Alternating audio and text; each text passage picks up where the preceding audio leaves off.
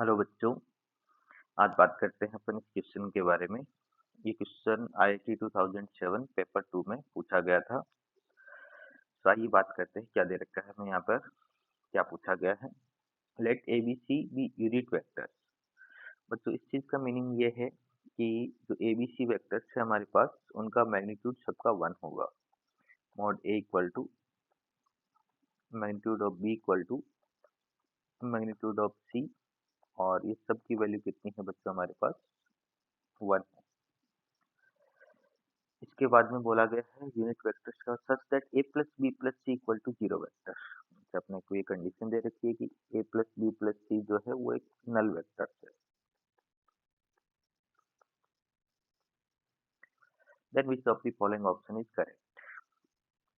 देखो बच्चों, अपने को जो यहाँ पर दे रखा है ये दोनों कंडीशन से अपने को ये चीज पता चल रही है कि ए बी और सी तीन वेक्टर्स का मैग्नीट्यूड सेम है। इसका मतलब ये होगा बच्चों कि अगर ये तीनों वेक्टर्स, अगर अपन तीन पॉइंट्स के पोजीशन वेक्टर्स मान ले, जैसे एक पॉइंट ए का पोजीशन वेक्टर है ए, दूसरा पॉइंट बी का पोजीशन वेक्टर है बी, और तीसरा पॉइंट सी का पोजीशन वेक्टर है सी। तो इनको अगर अपन आपस में ज्वाइन कर दें, इस पॉइंट को इसके साथ, इस पॉइंट को इसके साथ, और इस वाले पॉइंट को इस वाले पॉइंट के साथ, तो यहाँ पर अपने को ये पता चल रहा है कि ये इन तीनों पॉइंट्स के पोजीशन वेक्टर से एक ट्राइंगल बन जाएगा, और इन तीनों वेक्टर्स का मैग्नीट्यूड सेम है। इसका मतलब ये होगा कि बच्चों वेक्टर, अगर ये पोजीशन वेक्टर है तो ओरिजिन से इन तीनों की डिस्टेंस सेम है। और अगर फॉर एग्जांपल आपका ओरिजिन यहाँ पर है मान लेते हैं, तो ए का मैग्नीट्यूड होगा बच्चों इस पॉइंट को इससे ज्वाइन करने से ये वाली जो लेंथ आएगी। बी का मैग्नीट्यूड यह होगा बच्चों, इस पॉइंट को इससे ज्वाइन किया, और सी का मैग्नीट्यूड ये होगा बच्चों, इस पॉइंट को इससे ज्वाइन किया।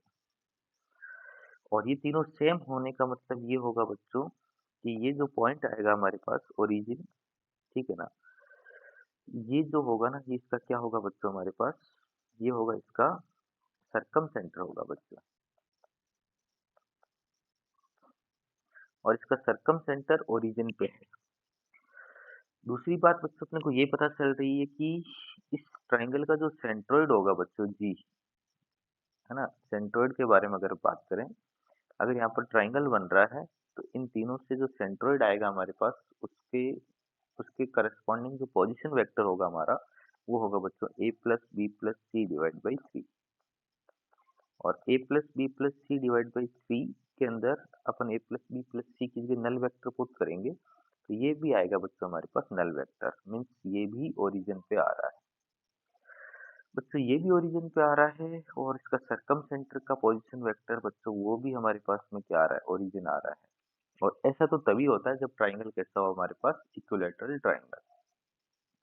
और बच्चों अगर इक्विलैटरल ट्राइंगल है तो अपन जानते हैं कि यहाँ पर जो ए क्रॉस बी, बी क्रॉस सी और सी क्रॉस ए के बारे में अगर अपन बात करें, तो अपने को ये पता है कि बच्चों ये इस पॉइंट का पोजीशन वेक्टर है ए यहाँ पर, ठीक है, एक नए पॉइंट का पोजीशन वेक्टर है, और बी इस पॉइंट का पोजीशन वेक्टर है। तो जब अपन ए क्रॉस बी कैलकुलेट करेंगे बच्चों, ये है हमारे पास में वेक्टर ए, और ये वाला है बच्चों हमारे पास में वेक्टर बी। यहाँ पर ये जो वेक्टर था ये था वेक्टर बी।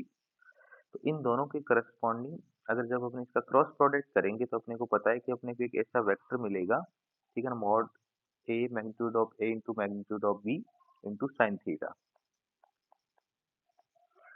और साइन की बात करें बच्चों, ठीक है, तो साइन 120 डिग्री की, दोनों के बीच का एंगल 120 डिग्री है, और इंटू एन कैप, और ये इसका मैग्नीट्यूड 1 है, तो ये आएगा बच्चों √3/2 एन कैप।